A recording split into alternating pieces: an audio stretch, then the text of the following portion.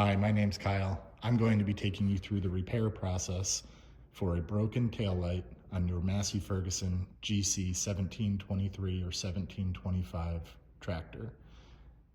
This bracket, made by me, is a 3D printed bracket that is meant to repair a broken taillight that is snapped off at the standoffs of the taillight housing. This bracket overlaps the original taillight housing as well as the bracket that mounts to the ROPS, and likely adds a small amount of rigidity to the original design, but this is not intended to replace protective cages or any other supplemental device that protects the light from being broken off in the future. This is just meant to repair an already broken light. This repair is very simple. The only tools that you need are a 1/2-inch wrench, a number 2 screwdriver, number 2 Phillips screwdriver, and I'm going to use my impact with a nut setter instead for a little bit of speed, but a 1/2-inch wrench works just fine. This is an example of the type of breakage that this repair kit targets. The tail light has broken off, separate from the housing that attaches to the ROPS. On the taillight housing, you can see where originally there were plastic standoffs that mounted to the taillight housing.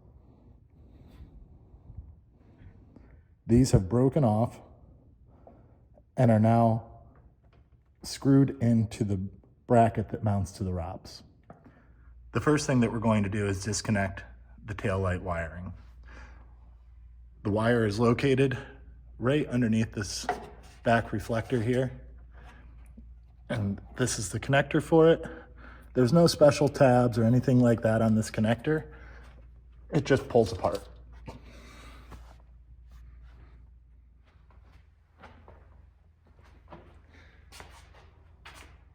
Next, we need to pull the wire up through the body of the tractor. Now mine's broken, so it flexes out of the way pretty easily.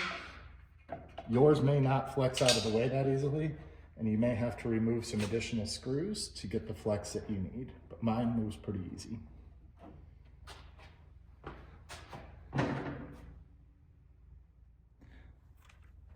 Next, we need to remove the 2 bolts that attach the housing to the ROPS.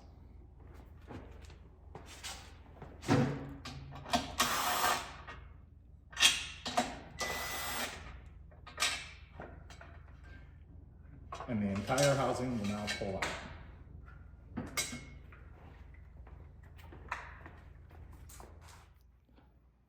The next step in the process is to remove 8 factory number 2 Phillips head screws from the taillight assembly. You can see on the ROPS bracket the standoffs that broke off.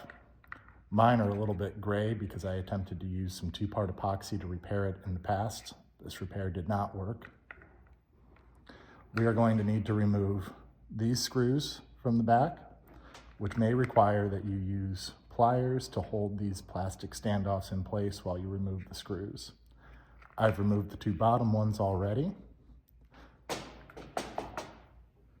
this is the type of screw that comes out. That will account for 4 of the screws. The remaining 2 screws that need to be removed are the inner screws on the taillight lenses on the front and back. I've already removed the 2 from the back.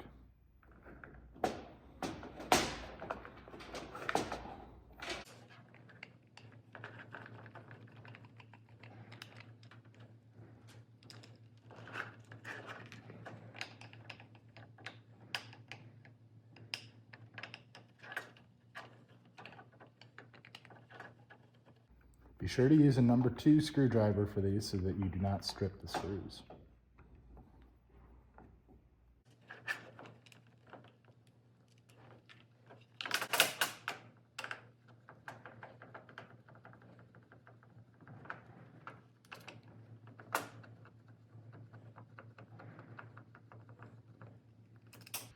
I don't recommend using a drill or an impact driver on these screws since we're screwing into plastic. you have a high chance of causing more damage to the tail light.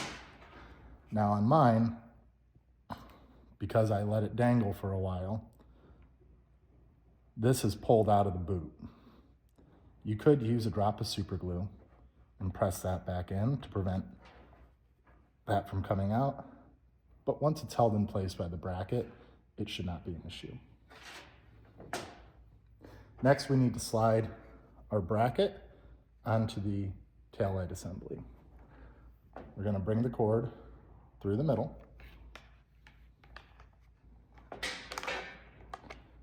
And this is a tight fit. And you can see these holes line up with the screws that we just removed. So we're going to put these screws back in to secure the bracket to the tail light housing.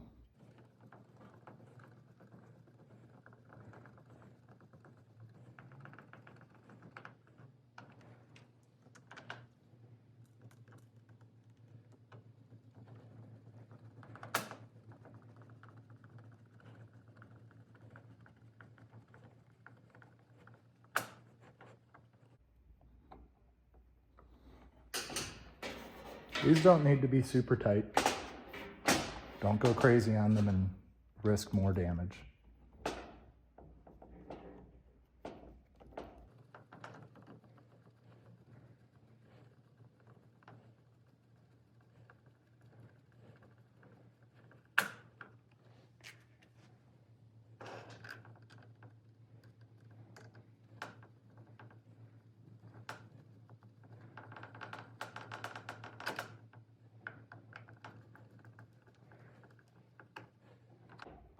Now the way this is designed, you do lose a little bit of the lens of your tail light.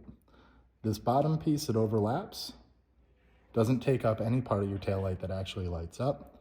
It's really just this shape here, this circular shape that comes up and ties in, that you lose that little bit of visibility. I don't view this as a big deal. Next in the repair, we're going to use the bracket that attaches to the ROPS. And again, we're going to fish our cable right through that center hole.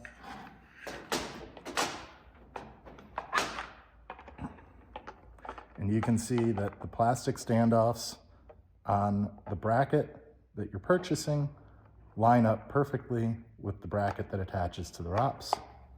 So we put that together. Now we can replace these 4 screws. These holes are 3D printed. They're not drilled and tapped. So the shape isn't always going to be completely perfect. And when you put your screws in for the first time, it may take a little bit of effort, but they should go in just fine. This is why it's really important to make sure that you use a number 2 screwdriver, which is what fits these screws. If not, you're going to cam out the Phillips inset on these and ruin the screw, and you'll need new screws. This is designed so that you do not need to purchase any screws. It retains all screws from the factory.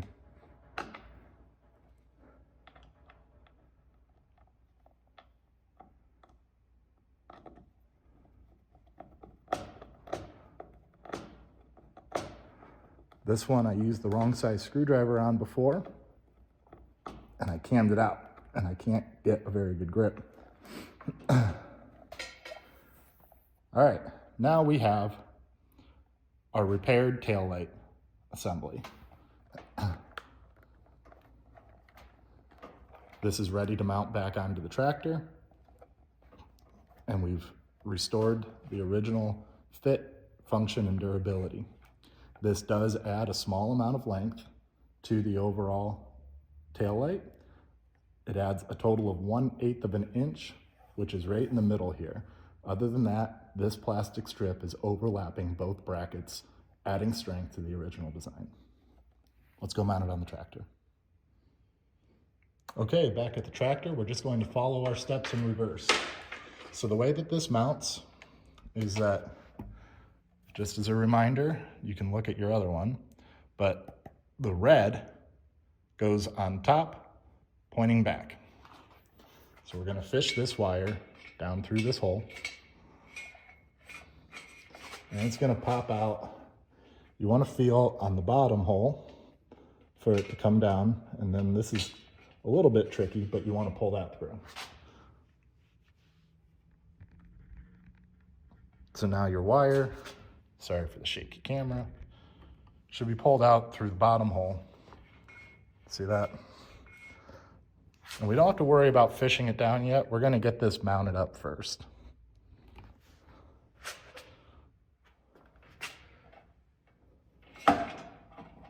Be sure to start just by hand screwing these in. Make sure you get the thread set properly before you use any tools with leverage or power tools.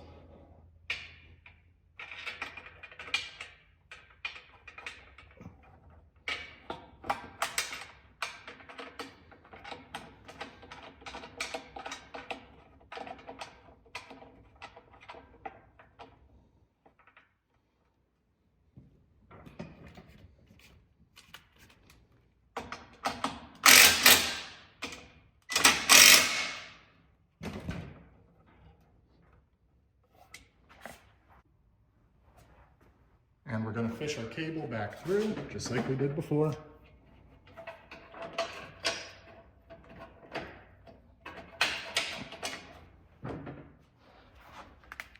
And now we're gonna reconnect our wire. And again, there's no tabs, but you do need to make sure there's a little groove here and there's a little knob here. Those need to line up. Make sure that's connected all the way. And that's it. Our repair is done. Here's our repaired tail light, ready to put back to work. Again, I recommend that you look into some kind of cage to wrap around that to protect it from future damage, but this will restore it back to the factory fit, finish, and durability with only a little wrap that goes around the outside.